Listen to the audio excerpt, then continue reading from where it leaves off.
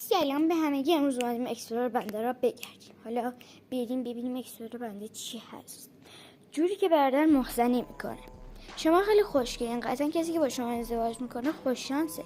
مرسی. اسم من ساره. اسم شما چیه؟ خوششانس. پیامک مشترک گرامی. این که نمیدونم چه چرت و پرته. میگیم بعدی نمیدونم چی. بالا بیا. ها بله. یک چیز ما پشمانم. شاید اگه واقعیت داره به هیچ چیز کنیم به من بگی. اینو میزنه. خب چیزش میان میفته.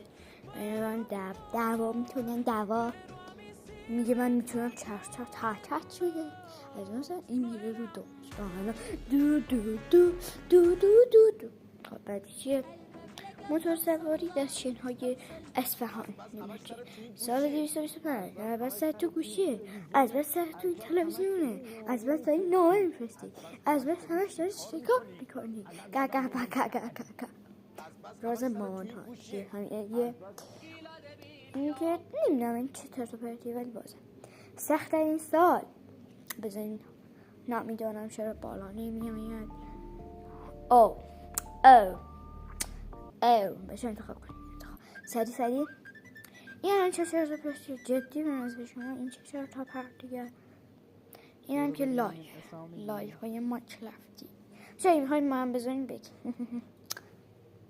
این چیه؟ داره یه تناب راه میره و یه چیزی میشه. من نمیدونم یه خودتون به حد بدونیم. من نمیدونم. بریم بعدی. چرت و پرت. بریم بعدی. اینم بریم بعدی. این چیه؟ بریم اینجا رو هم نگاه کنیم که چیزایی داریم. خودیفم داریم میگه که این هارکورد بود. این سرور مثلا داخل 1 سال اگه بریم داخلش میری بیرون، مثلا اینجا اگه بمیری میای اینجا میای دوباره پای تو بعد میگه که شما نمیتونی تا 1 سال دیگه بیاین داخل این سرور و اینم آیپد جاوا فلان. بای من مثل فیلم ترکیه قطع کردم که بفهمید قطع من پاش دوشم اگه خواستی میزنم.